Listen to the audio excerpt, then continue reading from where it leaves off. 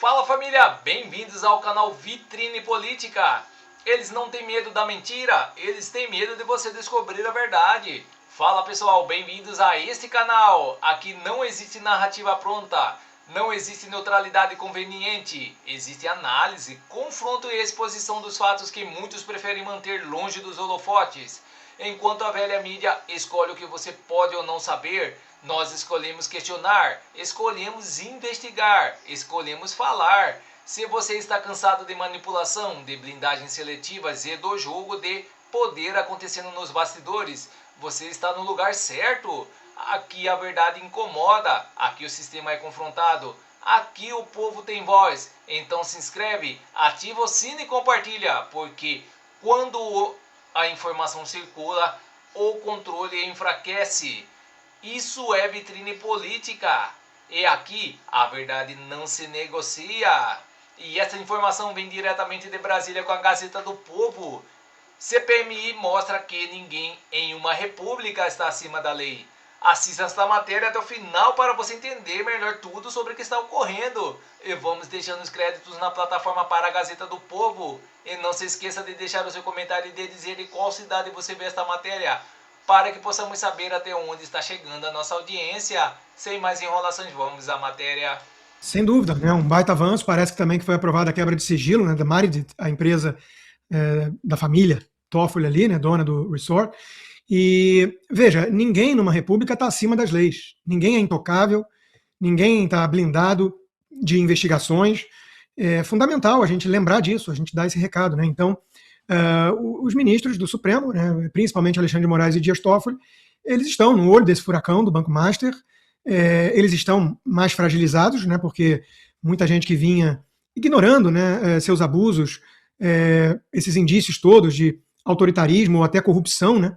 A corrupção é mais recente, porque foi quando justamente começou a vazar essas ligações suspeitas com o Banco Master. Mas muita gente que estava hibernando nesses últimos anos, enquanto esses ministros já adotavam medidas para lá de controversas, para dizer o mínimo, despertaram, né? Essas pessoas estão agora denunciando esses ministros, cobrando investigações, lembrando que todos devem transparência e respeito às leis.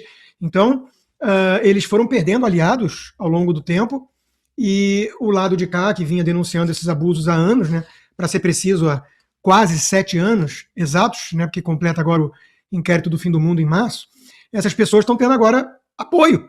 Então é óbvio que ganhou peso, né, essa cobrança em cima desses ministros. Veja que não estou falando só da OAB, ou nem mesmo do Globo, né? Temos também o Leonardo Sakamoto no UOL, temos até o Guilherme Boulos, né, que eles defendem o que o Supremo fez até aqui contra o bolsonarismo, mas eles já querem agora, daqui para frente, eles querem cobrar contenção, transparência e por aí vai, né? Então, o que importa é na margem, né? Estão todos agora interessados em exigir algum tipo de depuração dos excessos do STF, para dizer da forma mais sutil possível. Veja que a revista The Economist, revista britânica, também vem falando, né, dessa relação cozy, que ela chamou, quer dizer, essa coisa aconchegante, né, próxima, entre alguns ministros do Supremo e uma certa elite política e empresarial, né?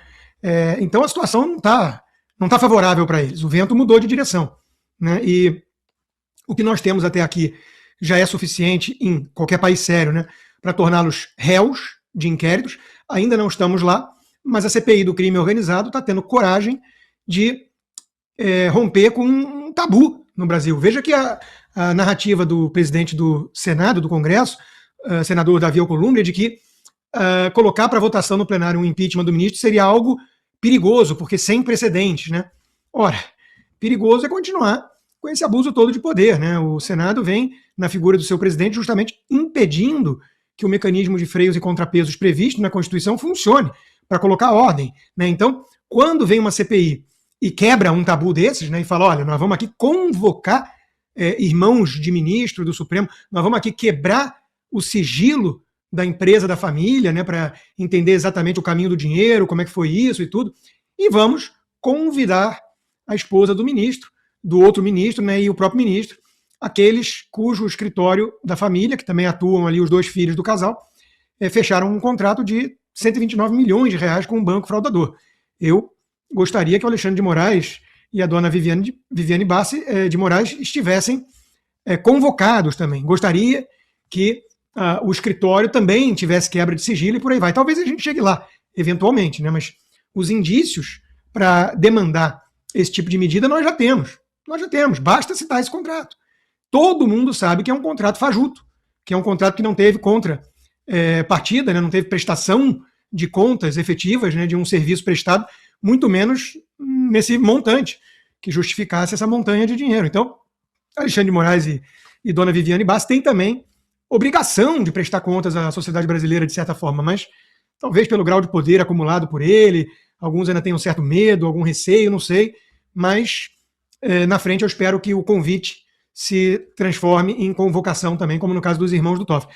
Os irmãos do Toffoli, está muito claro para todo mundo, tinha toda a pinta ali de serem laranjas, né, do Dias Toffoli, do ministro. Aquela entrevista que o Metrópolis conseguiu ali com a esposa de um deles em sua casa, né, é por si só reveladora. Ela colocou a boca no trombone ali, olha a minha casa, né? Que resort o quê? Que dono de resort o quê? Pelo amor de Deus, né? Então, isso tem nome, né? Ele estava atuando como laranja do irmão. Então, vamos ver, né, o que vai sair dessa arguição, né, desse depoimento, dessa análise da quebra de sigilo também. Lembrando ali que as mensagens do Toffoli que vazaram, né, do Daniel Vorcaro, já mostram pelo menos ali 35 milhões que teriam sido transferidos ao Toffoli. Então, de novo, qual é a explicação para isso, né? E, aliás, pouca gente, Mari, volta um passo atrás para questionar o óbvio. De onde o Dias Toffoli acumulou dinheiro suficiente para se tornar sócio de um resort, né? Um hotel, né? Um hotel grande. Então, a gente tem que voltar às origens, tentar entender como é que alguém que é ministro já há tanto tempo aí, tudo, conseguiu acumular essa fortuna, né? Então, esses ministros devem explicações, precisam ser investigados, e nós temos que lembrar diariamente que numa república ninguém está acima da lei. O ex-príncipe Andrew foi preso, depois foi solto, está sendo investigado no inquérito ligado ao caso Jeffrey Epstein, no Reino Unido, e é da família real. Só isso, né? Então, ninguém está ou deveria estar acima das leis. E vamos para mais notícias no site Poder 360. Justiça quer lei para taxar bets após queda no PL da antifacção. Ministro Wellington César Lima cobrou sensibilidade do Congresso para financiar segurança pública no combate ao crime organizado. O ministro da Justiça Wellington César Lima afirmou a jornalista nesta quarta-feira que a tributação das bets retirada do PL antifacção aprovada na véspera deverá ser tratada em lei autônoma ou no âmbito da PEC da segurança pública. Para ele, é fundamental que o Congresso seja absolutamente sensível ao tema e viabilize uma estrutura de financiamento compatível com o tamanho do desafio do combate ao crime organizado. A Câmara aprovou nesta terça-feira o PL Antifacção, proposta do governo federal que endurece o combate ao crime organizado, cria novos tipos penais e viabiliza respostas mais severas às organizações criminosas.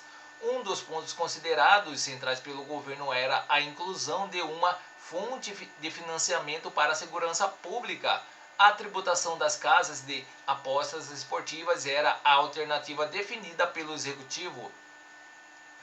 Embora constasse no texto do relator, acabou que, por um destaque, o tema do financiamento por meio das bets ficou para uma lei autônoma. É fundamental que o Congresso brasileiro seja absolutamente sensível ao tema e viabilize, por questão da PEC, uma estrutura de financiamento na escala necessária para o combate a esse crime organizado, disse o ministro. Ele declarou que, embora não tenha sido possível incluir de imediato um grande volume de recursos no texto aprovado, o financiamento por meio das bets constava no relatório do relator, o deputado Guilherme Derrite, do PP de São Paulo. O trecho foi derrubado no plenário por meio de uns DBS. Destaque para votação em separado. Mecanismo pelo qual os parlamentares podem votar partes específicas de um projeto separadamente e, nesse caso, suprir o dispositivo. A bancada do PT criticou a manobra durante a votação. O Wellington César Lima também negou ter firmado qualquer acordo com o presidente da Câmara, Hugo Mota, para retirar as vetos do texto. Segundo o ministro, não houve tratativa específica sobre o tema. Mota havia declarado que houve acordo com o governo para votar o PL, e o ministro foi questionado se isso incluiria a retirada do dispositivo. Não houve nenhum pronunciamento da parte do Ministério da Justiça sobre esse assunto. Nenhum, porque isso sequer era um tema, estava contemplado no relatório, disse. O Wellington César afirmou que o governo tinha apenas duas alternativas: deixar o texto de derrite, tramitar sem alteração ou tentar aproximá-lo dentro das possibilidades regimentais. Segundo ele, a versão do senador Alessandro Vieira não seria apreciada como queria o governo. Por isso, o Ministério da Justiça optou por apresentar emendas de redação para incorporar ao texto da Câmara pontos considerados relevantes.